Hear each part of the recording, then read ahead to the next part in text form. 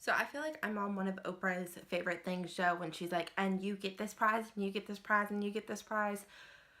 Because right now, all of my library holds came in at like the same time. This happens like maybe once or twice a year if I'm using the library regularly. This is one of those times. So anyways, these are the library books that I have out. It's library haul or the library checkouts I have. The first one is The Wide Circumference of Love by Marita Golden. I don't know anything about this, but I was hoping that this would fulfill something on the diversity bingo list. This is one I've actually been wanting to read for a while. This one I've had on hold for probably 2 or 3 months, and it came in, and it's Salt, A World History by Mark Kurlansky. And this is just the history behind salt, not only as like a food item, but also what it's meant to various cultures and the history of the world. The next one is Harry Potter, The Creature Vault. This is just about the different creatures in the books and movies and a little information, I think, on how they were produced cinematically. The next one I have off is The Vacationers. I saw this on one of those tables of like what the librarians recommend, and I remember hearing about this like a long time ago. I don't quite remember what it is, but it's that weather in which I crave, you know, a light, fluffy read.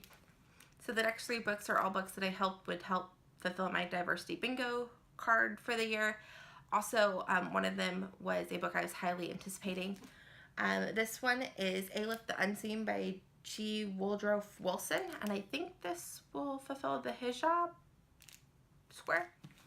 The next one is Allegedly by Tiffany D. Jackson, which is one that I really wanted to get to this year. It's by a debut author. It's one of the ones I was most anticipating. The next one I think features an Indian main character, and this is Your Welcome Universe by Whitney Gardner. And I think this might be Own Voices.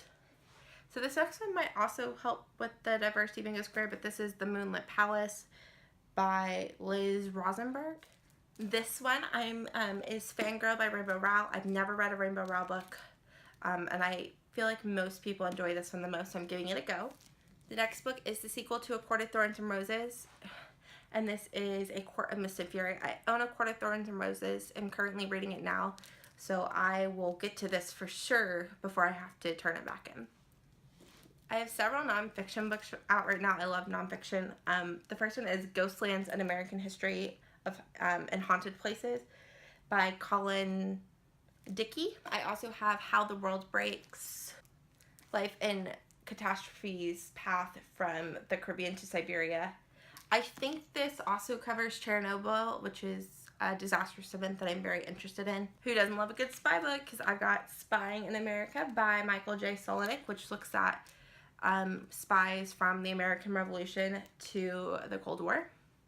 The next one is one that I wanted to read for probably 6 or 7 months. It came across one of those things on Goodreads of like suggested books you might like, and this is Soul of an Octopus by Cy Montgomery. And I've heard nothing but good things, and the description looked fantastic. I think this goes into the consciousness of, well, octopus in general, but I think it relates it to consciousness of all species, maybe? Oh, this next one I think you can use for diversity bingo because it has a blind main character, and this is Love and First Sight by Josh Sundquist. I think this is his debut novel, but he has, I think, some shorter fictions, maybe a graphic novel, or I know he's been featured in a couple like anthologies. I've got Mia Garcia, Even If the Sky Falls. I don't know what this is about, but I'm hoping it looks like a romance. There's 2 people kissing. So I'm hoping this is a good like contemporary summer read.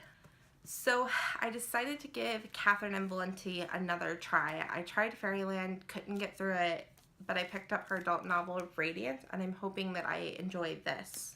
The next book I'm pretty sure is a thriller, and this is The River at Night by Erica Fendrick. I've not heard anybody on BookTube or The Belonging Sphere talk about this, so I'm interested to pick this up. This is also one of those like things on tables, because those tables get me every time. This is The City of Promise. I think this takes place in the 1920s or the 1950s, like New York's golden era, and so I've been having kind of a reading identity crisis, and I was hoping that I might enjoy this because I hadn't really liked some of the books I'd picked up previously.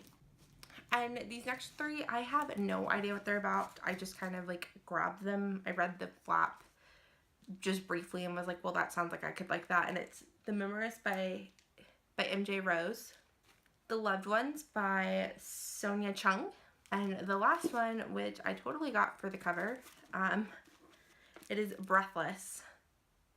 See if you can close up to that, by Anne Sward. And I'm hoping it's as good as the cover, because the cover is absolutely stunning.